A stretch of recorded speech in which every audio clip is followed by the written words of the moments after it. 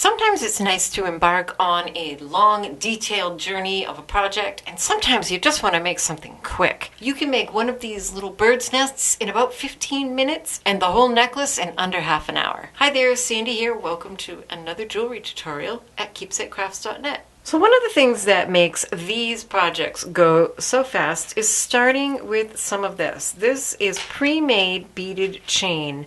Now these three I got from Dollar Bead Box. This one showed up somewhere else. You can find them at the craft store. And if you don't have any of this, you can certainly make your own beaded chain. It will just take a little bit longer to do the project.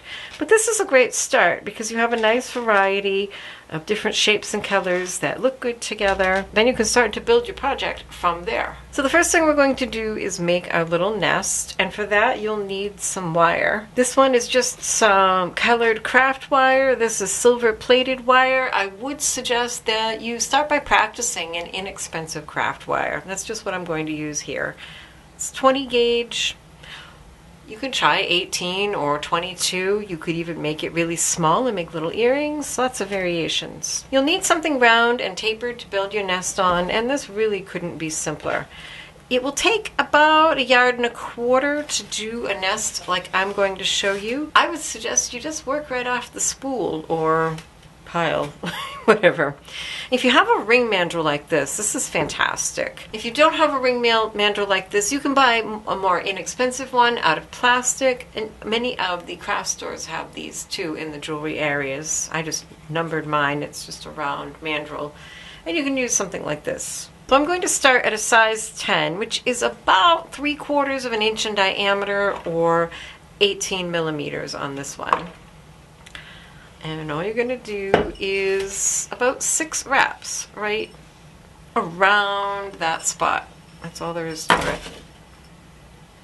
They don't have to be exact because we're making a bird's nest. Then I'm going to move up about a size and a half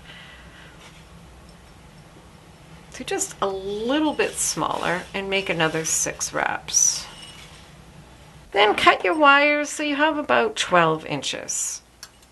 Now all you need to do is gather all of these coils together and slide them off your mandrel.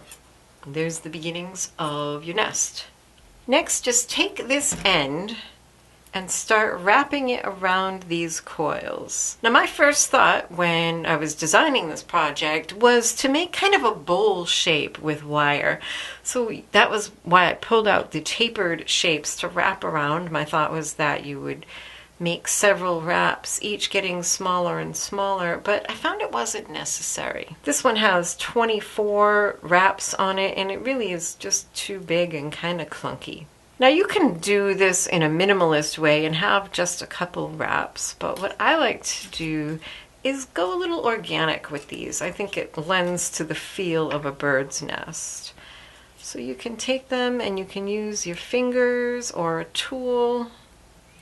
Now the more you work this, the harder it will be to do it with your fingers. You can just come in with round nose pliers and make a little loop. I think it's just really cute on the bird's nest. And continue wrapping. Again, you can do it with your fingers, but if it gets hard to pull it where you want it, you can go ahead and grab it with tools. We can do diagonal wraps. You can also go back over it and make like an X.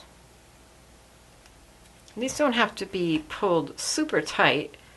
You don't want big, huge loops hanging out, but little spaces in there will actually come in handy when we're adding the beads for eggs. So you can just do this in a very free-form way. I might come in with my pliers and just kind of squish that one in a little. And yeah, the wire's getting a little hard, so I'll just make a loop with my round nose pliers here. That's not very round, is it? Okay, that's better. There we go. Isn't that cute? I just think it's adorable having these little loops. And if you do pull really hard and you've made loops, you may pull them out of shape. So be careful about that. But you can also just come in with your pliers, kind of flatten it back down. There. Now this end here, you can do a couple things with this. I'm going to show you how to make a wrapped loop with this end so you can hang it. You could make 2 wrapped loops. You could use it as a charm, like on a bracelet, and make them opposite each other. Or you could maybe make one here, make one here, so it would hang and wouldn't have the opportunity to flip over. Position them however you like. On this one, I like just the one wrapped loop, so I'm going to grab the end of that wire, bend it down, so it's pointing right at that coil. And come in with an awl. Be careful, don't have your fingers anywhere in the path, and just open up a space. And tuck that wire end right in there. You can use your tool to kind of push it down. And now that's buried, and nobody's ever going to get scratched with that. And if you don't want it popping out, you can make sure that you wrap over it with the other end of your wire.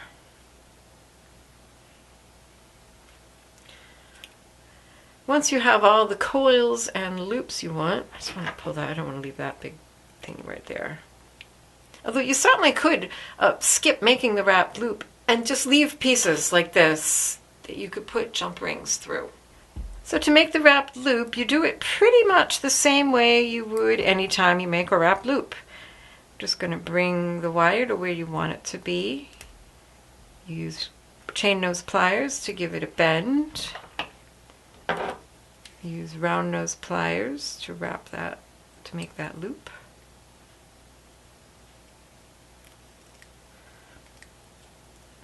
And then wrap that around. And you can do it neat or messy, your call.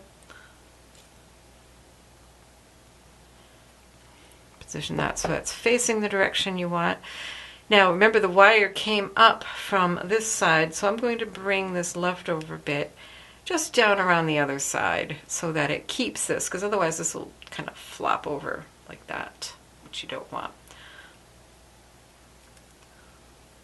So where could I use some more wrapping? I think maybe I'll do an X on this one. And I think that's plenty, so I'm going to trim that, leaving just a little end to bend down and tuck in, same way we did the other end.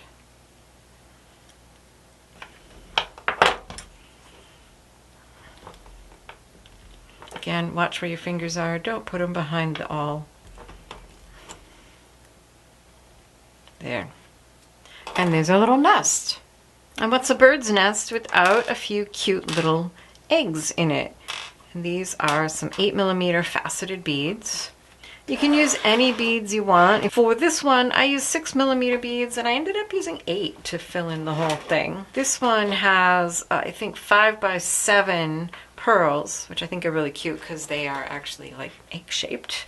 And I used 4 of those, and those fill out this one nicely. To add your bead eggs to your nest, you'll need some finer gauge wire. In this case, I have 26 gauge wire. It's good if it's a pretty close match in color to the wire you used for your nest. Now this one, I used an antique brass colored wire for the nest, and I only had an antique copper color for the eggs. I didn't like it when I was making it, but now that it's done, you don't even see it. So just a color that's pretty close. Decide if there's one side of your nest that's going to be the front. So for this one, it's going to be the one with the loops. Those are on front. So this is the front. And find a spot on the back where you can wrap this around 3 times to start. Whenever you're wire wrapping like this, it's always a good practice just to start and stop with 3 wraps around a single wire for security. And again, this is just some inexpensive craft wire. Sometimes you can find it with a silver plating. If you have plated wire, just be careful when you handle it because the plating is very, very thin. and you can easily scratch it and mar it.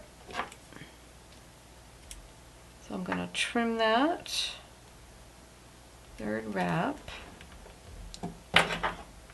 and use my pliers to just kind of burnish that end down. You want to be able to run your finger on it and not feel it at all. Now I'm going to bring this wire up through the front and string on a bead. And generally I kind of fill in the outside edges first, and then we'll see if I need to fill in some more beads to fill this. So I'm looking at where's a good place to put this, where the wire end won't be real obvious. And if there isn't a good place, use your awl and make one.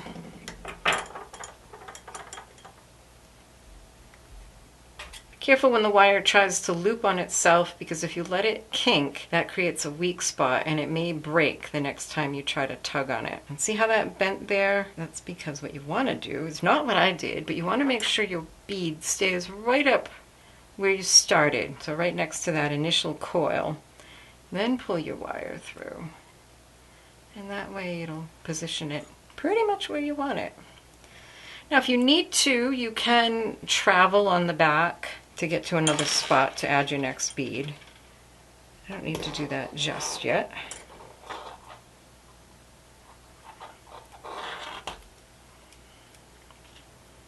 And there's an ideal spot for that wire to go through.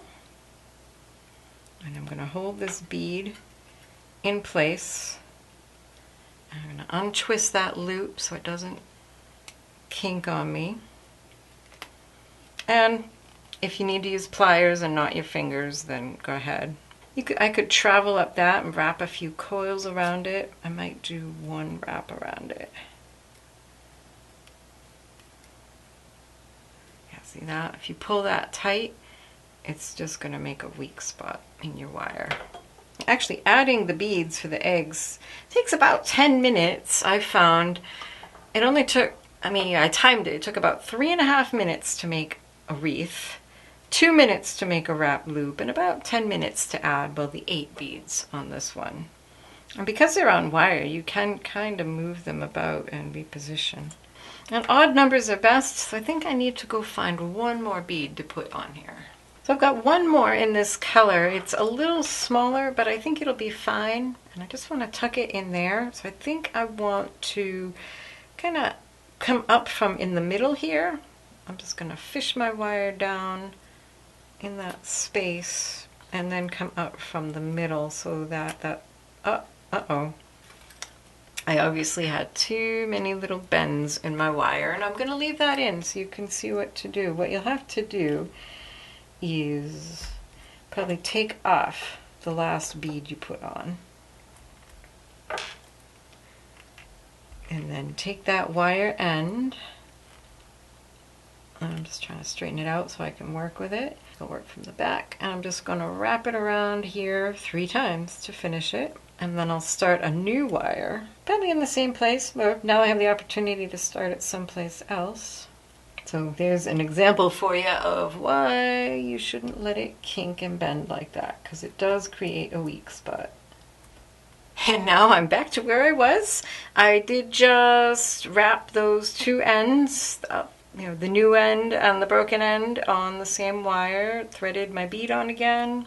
Back to where I was, I'm going to add this final bead and decide where I want to tie that off. And if you need more, it's a good idea to have more beads than you think you need, like this one. As I said, I ended up using 8 to kind of fill it because they were smaller, but I think that looks pretty good.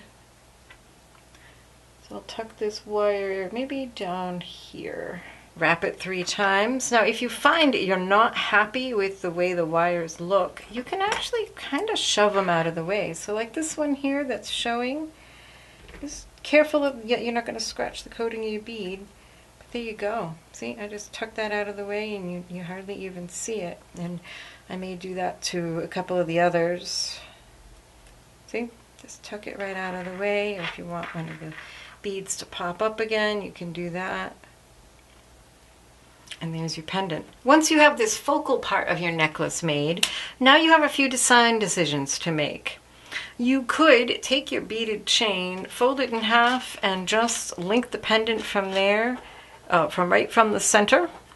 Add some chain to either side and have a symmetrical necklace. What I did on all of these was I had a little fun and made them asymmetrical. In order to do that, you'll need to find something else, another element that you can use in the design to set it off. So on this one, I used a feather charm. On this one, I used just a little branch charm. Anything you have, it's a great opportunity to go through your stash of things and see what you can find. Like this one would be cute. On this one, I could have used a bead. This is a long stone bead, and that could have gone there. That would look cool. If you're going to use a metal charm, some will have a loop on one end, but maybe not on the other. You might be able to punch a hole with a pair of hole punch pliers, but you want to test it first. So like this one, I was able to punch the hole in the middle with these, but when I tried to do it in the end, you can see it just cracked off. So what you'll probably want to do is use a screw punch if you need to punch holes, because these charms tend to be made of a pretty inexpensive metal that's not very strong and kind of brittle. And if you want to learn how to use a screw punch, I will link to a video I've done on that. This one might be cute with just a bead, like a bamboo bead. That's kind of interesting. It's maybe a little too stark of a contrast for me. Now this one only had a loop on one side. So I used a little bit of that fine gauge wire, that 26 gauge, and just wrapped. I made a loop, wrapped loop, and then wrapped the ends around it, and you don't even see it. And it's just a real pretty, delicate look that goes with the purples. Like I said, it's just a great, fun opportunity to go through your stash and find things that you think might work and figure out a way to make the connection. On this one, I put some of the beaded chain on either side, a longer piece on this side than that. On this one, I only put one bead on this side and then just filled in the rest of the necklace with chain and clasp. I've settled on the dragonfly for this, and I think I'll have maybe 3 pieces of the blue, 1 or 3, I'm not sure. But first of all, let's make a connection on the other end. This is my leftover piece of 26 gauge wire. Going to make a loop, crisscross so that they're at a 90-degree angle. Hold that and wrap that around a couple times for my wrapped loop. I'm sure there are lots of different ways you can do this too. You'll just have to evaluate your piece individually. This one happens to have these little ridges, which will help immensely. So I'm going to take my one piece of wire, put it behind the dragonfly tail. I think I'll put the short one behind the tail.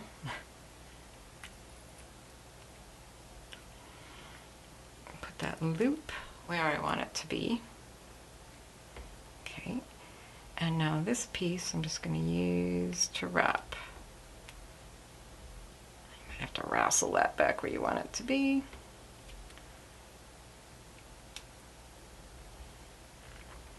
And I'm doing 3 kind of messy wraps. Trim your ends, tuck them in, file them down if they're sharp, and there you go, you have a connection. So here I'm just opening up one of the loops of my chain, of my beaded chain, so that I can use that on the other side of the necklace. For assembly, we'll just use some jump rings. These happen to be pretty decorative twisted jump rings, but you can use any jump rings. These are just 6mm. Somewhere there's a split. There it is. So first I'll add my beaded chain for one side. If you're a beginning jewelry maker and you want to learn more about the right and wrong ways of using jump rings so that your jewelry is secure, I will link to a video I've done all about that. Then I'm going to add my single bead on the other side in the same loop. Then the dragonfly, which happened to come with its own jump ring, so I'll just use that. Then you can also use jump rings to add some chain. what you can do is decide how long you want your necklace to be. Measure what you've got here. Add as much chain as you need to make that length.